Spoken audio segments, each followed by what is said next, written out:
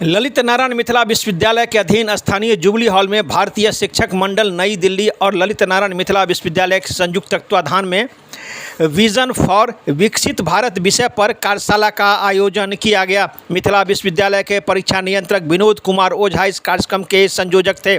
कार्यशाला का विधिवत उद्घाटन मिथिला विश्वविद्यालय के कुलपति प्रोफेसर संजय कुमार चौधरी के द्वारा किया गया। इस कार्यशाला में स्नातकोत्तर विभागों के साथ साथ महाविद्यालय के 40 से कम उम्र के शिक्षक, शोधार्थी और स्नातक तथा स्नातकोत्तर स्तर के छात्र छात्राओं ने भाग लिया। वही इस अवसर पर मिथिला विश्वविद्यालय के कुल सचिव ने अपने संबोधन में युवाओं का आह्वान किया कि 2047 में विकसित भारत के विकास में बढ़ चढ़कर भाग लें। वहीं कार्यक्रम के संयोजक परीक्षा नियंत्रक मिथिला विश्वविद्यालय के डॉक्टर विनोद कुमार ओझा ने इस संबंध में दी विस्तृत जानकारी। एक रिपोर्ट दरभंगा दर्शन न्यूज़ से मनोज झा को।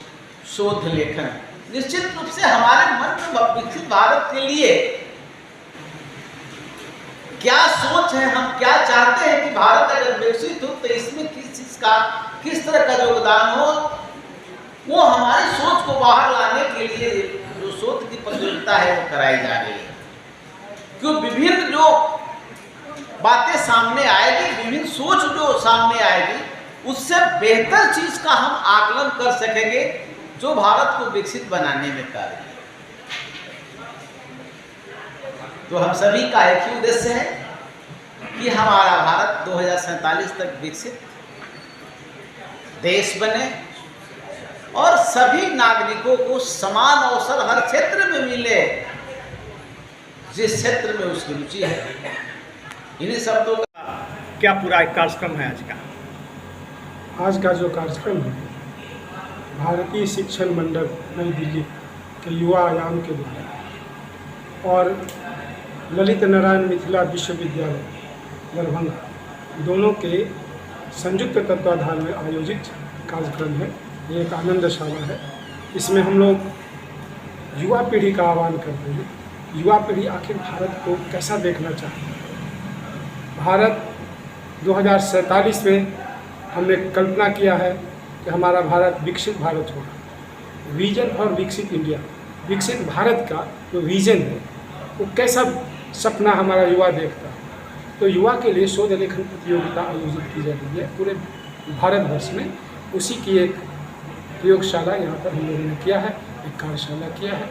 कार्यशाला को हम लोग आनंदशाला इसलिए कहते हैं कि ये अपने दिल से, दिल की बात और आनंद से जो उसको समझ में आता है कि भारत कैसा होना चाहिए वो सोच करके युवा लिखे और शोध लेखन हमको दे। इसकी अंतिम तिथि 31 जुलाई तक रजिस्ट्रेशन की तिथि है और वो निःशुल्क है और 31 अगस्त तक अपना पूरा लेख वो दे सकता है। इसमें कुल 57 विषय हैं। अपने स्वेच्छानुसार वो विषय चुन सकता है। और उस लेखन को फिर आगे आप क्या करेंगे?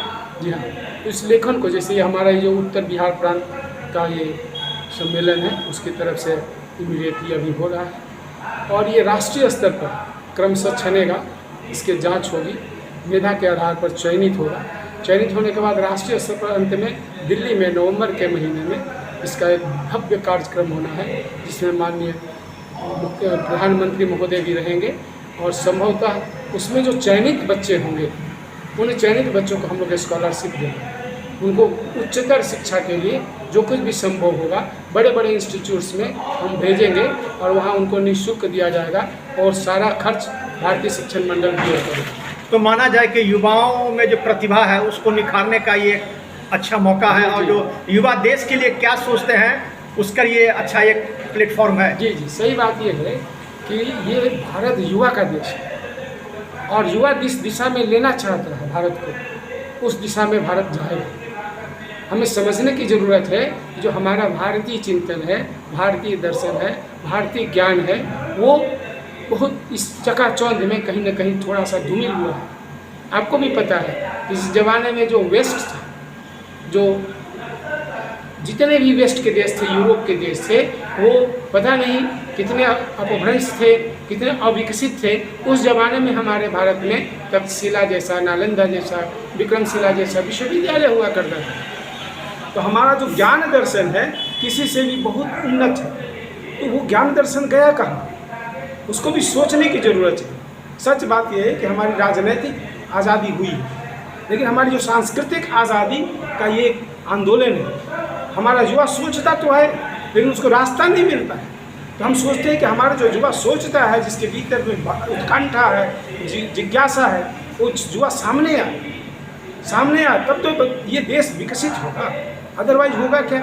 अगर वो नहीं आएगा सामने, अगर वो साथ नहीं चलेगा तो उपेक्षित फील करेगा। वो सोचेगा कि हम सोच तो रहे हैं लेकिन हमको सुनने वाला कोई नहीं। ऐसी स्थिति में हम चाहते हैं कि उसको एक प्लेटफॉर्म दे, वो अपनी बात बताए, वो ज़रूरत पड़े तो हमारे सामने आए, अपनी बात बताए, लेखन करे, और लेखन के माध्यम से बड़ी ऑनलाइन वो अपना घर में भी बैठ के काम कर सकता है। तो हमारा ये जो प्रयास है इंक्लूसिव, उसके विजन को इंक्लूड करें। अगर भारत के लिए कोई पॉलिसी बने तो हम कोशिश करेंगे कि ये विजन जो बेहतर विजन हो भारत के पॉलिसी में जाके इंक्लूड हो। यही हमारा उद्देश्य है। इस कार्यक्रम में क्या है आप साहब? जी, इस कार्यक्रम का मैं संयोजक हूँ। इसमें हमारे राष्ट्रीय उपाध्यक्ष माननीय ओम प्रकाश जी भी आए हुए हैं, उत्तर बिहार प्रांत के अध्यक्ष भी आए हुए हैं, और हमारे रिसोर्स पर्सन्स भी आए हुए हैं। बहुत सारे लोग आए हुए हैं। और इसमें प्रसाल में आप देख रहे होंगे कि संकायाध्यक्ष भी हैं, सारे विभाग के अध्यक्ष भी हैं, बहुत सारे हमारे शोधार्थी भी हैं। तो ये एक आंदोलन चल पड़ा है। मिथिला विश्वविद्यालय ने भी इसमें बहुत अच्छी भूमिका निभाई है।